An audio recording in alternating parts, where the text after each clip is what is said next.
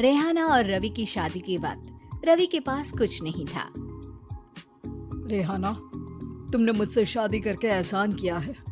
मुझसे ज्यादा तो तुम कमाती हो। अरे तो क्या हुआ, एक दिन आएगा रवि कि तुम खूब पैसा कमाओगे। मुझे तुम पर पूरा विश्वास है। रवि और रेहाना खुद को स्टैंड करने के लिए पूरी मेहनत करते। रेहाना, मैं नौकरी नहीं करना चाहता हूँ। तो कोई बात नहीं, मैं नौकरी करके घर चलाती हूँ, तुम बिजनेस सेट करने की कोशिश करो। एक दिन। रेहाना, तुम जानती हो, मैंने जो विज्ञापन बनाने वाली कंपनी खोली थी ना, उसे बड़ी ब्रांड का ऑफर आया है। अब हम लोगों के दिन प्यारे न्यारे हो गए हैं। मैं जानती थी रवि कि एक दिन तुम सेटल हो जाओगे। रवि का काम अच्छा चल जाता है। एक दिन वो रेहाना से कहता है, रेहाना, अब हम लोगों का बच्चा भी हो गया है। बहुत छोटा है वो, उसका ख्याल कैसे रखेंगे हम? कैसे क्या, मैं गांव से माँ को लेकर आ जाती हूँ। नौकरी से हाफ डे ले लिया करूंगी। अभी तो वो छोटा है, स्कूल जाने तक मैं मैनेज कर लूंगी। देखो रेहाना, मैं अब अच्छा कमा रहा हूँ। तुमको नौकरी करके परेशान होने की कोई जरूरत नहीं है। अरे कैसी बात कर रहे हैं, मैं अपनी लगी लगाई नौकरी कैसे छोड़ दूं? और मैंने तो सुना है हम लोगों को कुछ ही महीनों में सरकारी नौकरी मिल जाएगी। सरकारी नौकरी में कितना कमा लोगी? उतने में तो मैं ड्राइवर रख लूंगा। रेहाना को रवि की बात का थोड़ा बुरा तो लगता है। कम से कम मेरी नौकरी की इतनी बेइज्जती मत करो। भूल गए, इसी नौकरी के बदौलत तुमने अपना बिजनेस खड़ा किया है। अरे वो तो मैं किसी के भरोसे भी कर लेता। देखो, अपने बच्चे को संभालो, घर का काम करो। अब बाहर जाती तुम अच्छी नहीं लगती हो। रेहाना रवि के कहने पर नौकरी तो छोड़ देती है, लेकिन अब बड़े से घर में उसकी कीमत किसी नौकर से कम नहीं होती। एक दिन रवि का दोस्त आता है। भाभी, हम लोग तो आपको तब से जानते हैं जब से आप लोग शादी होकर इस शहर में आए थे। आपकी बदौलत ही सारा बिजनेस खड़ा हुआ है। ये किस्मत तो आप ही की है भाभी।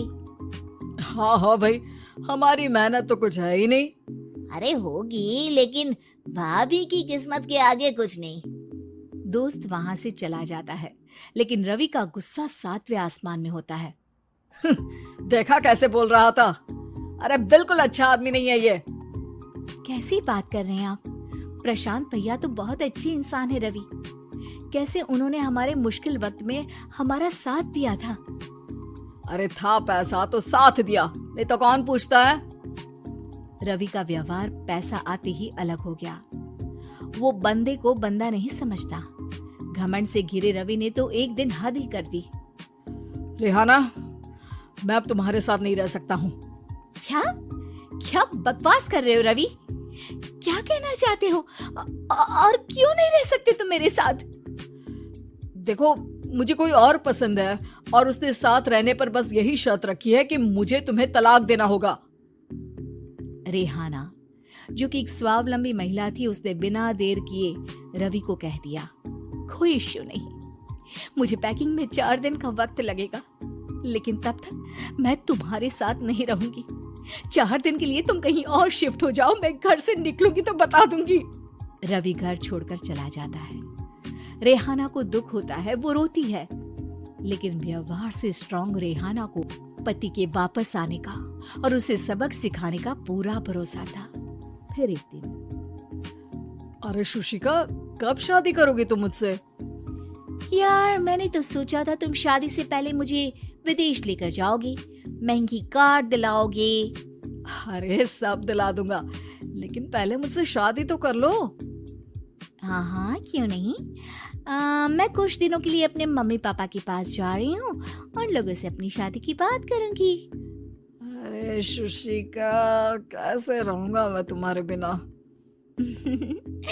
अब तो शादी ही होने वाली है हम लोगों की। शुशिका रवि को छोड़कर चली जाती है। रवि घर आता है, जहाँ रेहाना को ना पाकर उसे सब अजीब लगता है। घर तो रेहाना के बिना कुछ नहीं है, बच्चे की याद भी आ रही है। चलो एक वीडियो कॉल कर लेता हूँ। रवि रेहाना को वीडियो कॉल करता है, लेकिन रेहाना फोन नहीं उठाती। रात को सोते वक्त, मन कर रहा है मुन्ने को गले लगा लूं।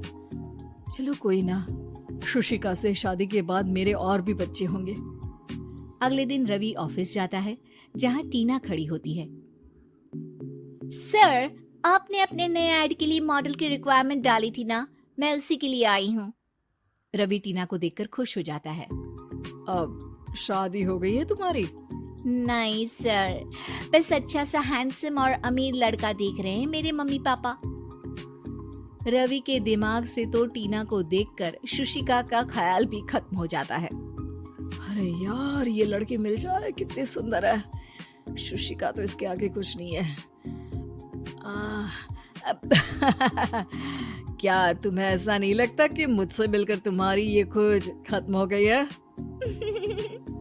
आप तो 2 बच्चों की पापा लग रहे हैं। अरे नहीं नहीं, मेरी शादी तो हुई थी, लेकिन बीवी को किसी और से प्यार था, मुझे छोड़कर चली गई। खैर, टीना की दोस्ती रवि से हो जाती है, लेकिन 1 महीने बाद शुशिका रवि के पास वापस आती है। मेरे मम्मी पापा तुमसे मिलना चाहते हैं, लेकिन उन लोगों को ये मत बताना कि तुम पहले से शादीशुदा हो, और हाँ, शादी से पहले अपनी सारी प्रॉपर्टी तुमको मेरे नाम करनी होगी।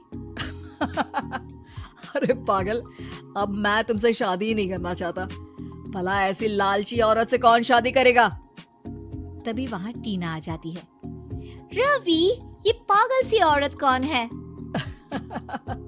देखो, तुमने ही कह दिया ना पागल, तो पागल ही है।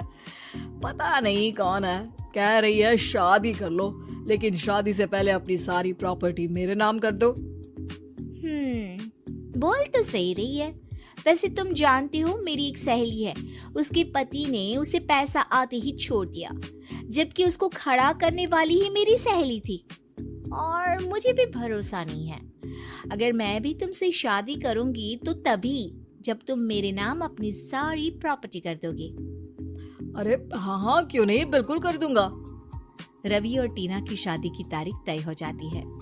वो अपनी सारी प्रॉपर्टी के कागज लेकर शादी वाली जगह पर पहुंचता है, लेकिन वहां टीना आती नहीं। रवि टीना को मैसेज करता है, कहाँ हो? सॉरी, मैं तुमसे शादी नहीं कर सकती, मुझे तुमसे भी ज्यादा पैसे वाला मिल गया। रवि को गुस्सा आ जाता है। वो गुस्से से सारा डेकोरेशन तोड़ रहा होता है कि वहां रेहाना आ जाती है।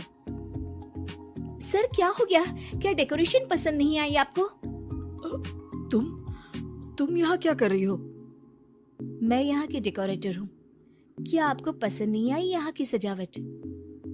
रवि दौड़कर रेहाना के गले लग जाता है। मुझे माफ कर दो रेहाना। रवि रेहाना के गले लग जाता है और रेहाना टीना को थैंक्स का मैसेज करती है।